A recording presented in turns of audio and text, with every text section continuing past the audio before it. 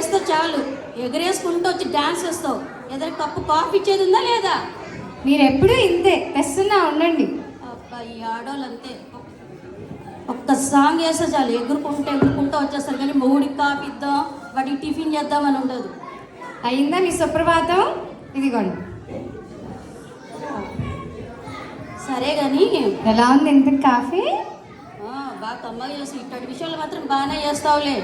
ఏదో అంతా మీ దయ. సరే కానీ సంక్రాంతి స్పెషల్ ఏంటి? స్పెషలా? నిన్న 100 ప్రాన్స్ ఇచ్చారుగా, షాపింగ్ చేశా. ఇంకేమైనా ఉంటే కొంచెం ఇస్తారా? ఈ 20 pounds తీసుకొని ఎంజాయ్ చేసుకో. 20 pounds ఏమొస్తాయండి దీంతో? ఏమొస్తాయంటే మారుస్తే 2 పొద్దులు 4 5 వస్తాయి. అబ్బా కళ్ళు తెరిపించారమ్మా.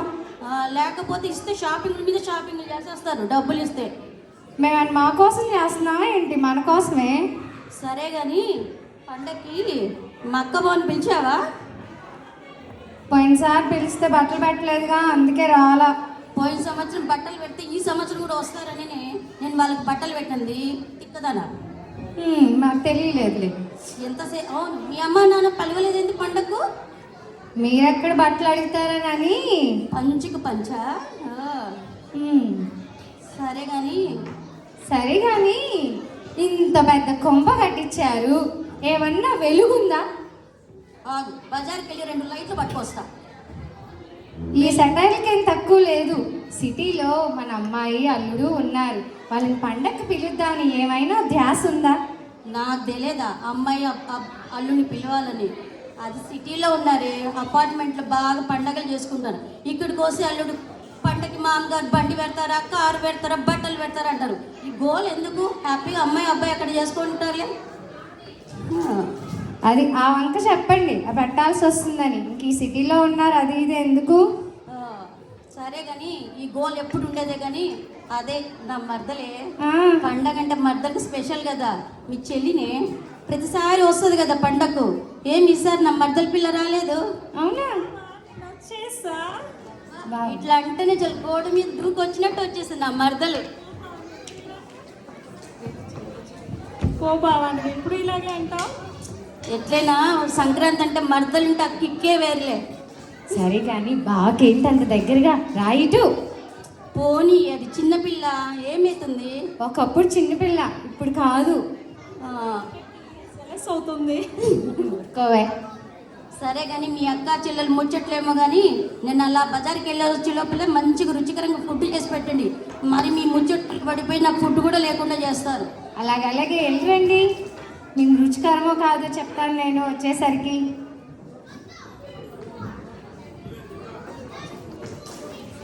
అవునక్క, అంజిగాడు కనపడలేదేంటి? ఒరే అంజిగా, అంజిగా, అంజిగా. అంజిగాడి తర్వాత కానీ ఊర్లో అందరు ఎలా ఉన్నారమ్మా? బాగున్నారా? ఏంటి ఇంత చిక్కిపోయావు? ఇదే ఫ్యాషన్లే ఇప్పుడు. ఏం ఫ్యాషనో ఏమో. చక్కగా వండి పెడతాను ఇవాళ, కడుపు నిండా తిను.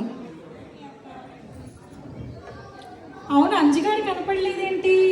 అంజిగాడు ఎక్కడ? అంజిగా, అంజిగా.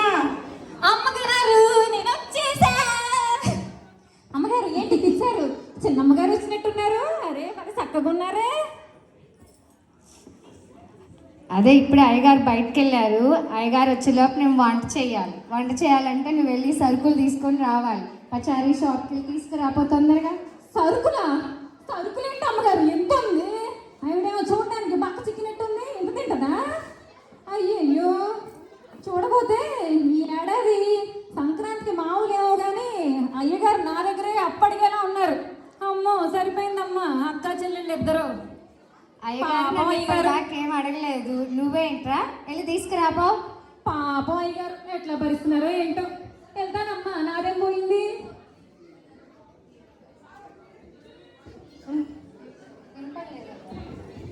A few moments later.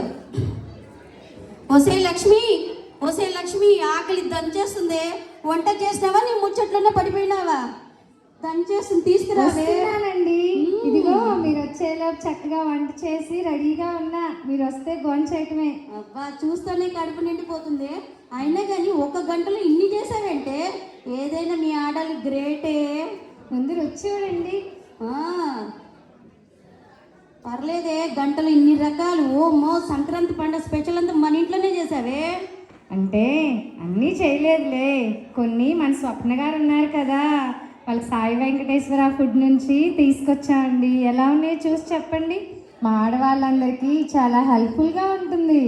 మీ ఆడోళ్ళకి కాదే, మా మగోళ్ళకి కూడా హాయే. మీకెందుకు హాయి? మాకెందుకు హాయ్ అంటావిందే? లేదంటే పొద్దున్న నుంచి రాత్రి దాకా వంట చేసి చేతులు నొప్పులు కాళ్ళు నొప్పులు అని రాత్రి మాతోనే కదా ఒత్తించుకుండేది. ఆ బాధ మాకు తగ్గించారు ఆ సాయి వెంకటేశ్వర ఫుడ్ వాళ్ళు. ఈ మాటలకి ఏం తక్కువ లేదు. మరి పాయసం చక్కెర పొంగలి నేనే చేసా, ఎలా ఉందో చూసి చెప్పండి. అది కూడా రుచి రుచిగా ఉన్నాయి. ఈ ఒక్క విషయంలో కదనే మీ ఆడవాళ్ళంతా మగాళ్ళని చుట్టూ తిప్పుకుంటారు. పోండి. అబ్బా, సరే కానీ పక్క బాగా రుచి రుచిగా ఉన్నాయే, బాగా చేసావు.